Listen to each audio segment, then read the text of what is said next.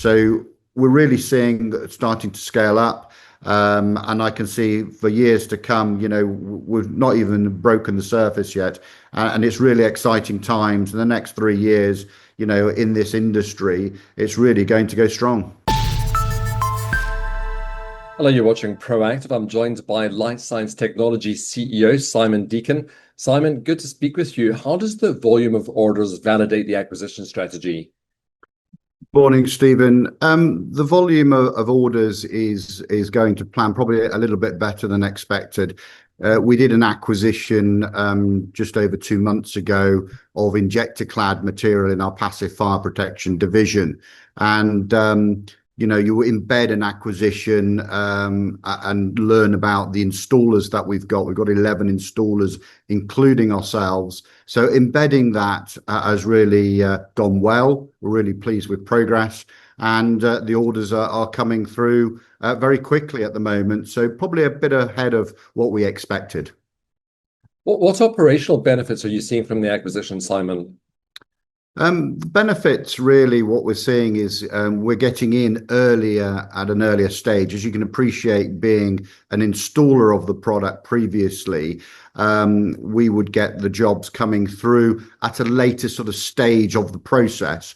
With owning the Injectaclad and the patent protected material, we get in right at grassroots. So we understand really early on where the product's going and into what building portfolios for the client. And it gives us bigger scope and actually gives us more visibility moving forward as jobs are getting specified either through BSR or just on jobs alone, because the remedial work that we're doing is, long-term protection. And what does the early performance of the acquisition tell you about the market opportunity ahead for PFP? I think we bought the acquisition at the right time. I think if we'd left it any later, I think it would have cost us a lot more to acquire. So I think the timing was right, even though when we acquired it, it was quite painful for investors at the time.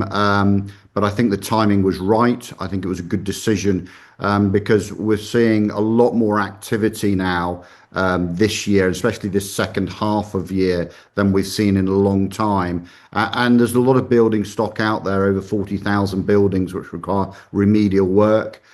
Even in the change of what we're seeing in Prime Minister currently, I think there'll still be an even bigger push to get these projects done. And if it's Andy Berman, for an example, he's really keen to have a long-term solution for remedial work.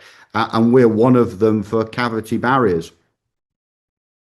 And are you seeing increased activity across the market?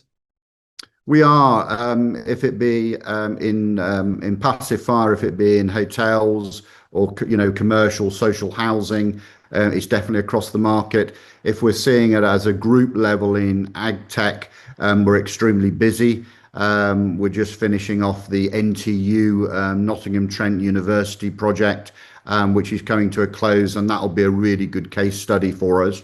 And we start another university project shortly. So we're really seeing good traction in ag tech. In CEM, contract electronics, we've also seen really good traction with new clients, over 14 new clients, which will be turned into long-term clients. And these are clients who are spending between sort of 500 to £1 million a year in contract electronics. So that's really proving to be going really well. And we're also automating more lines there. So the group as a whole is, we're really pleased with progress.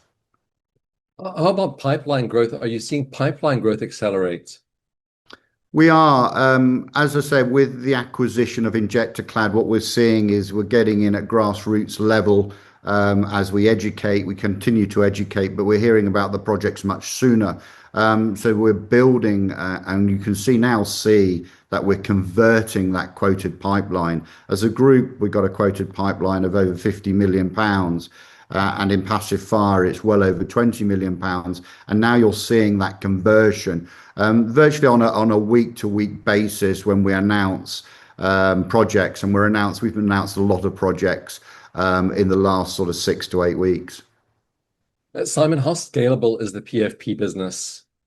It's very scalable. We're not even scratching the surface, quite honestly, due to the backlog of the building safety regulator.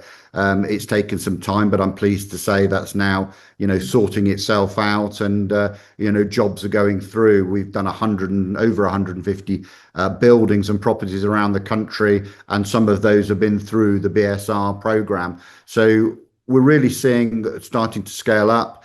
And I can see for years to come, we've not even broken the surface yet.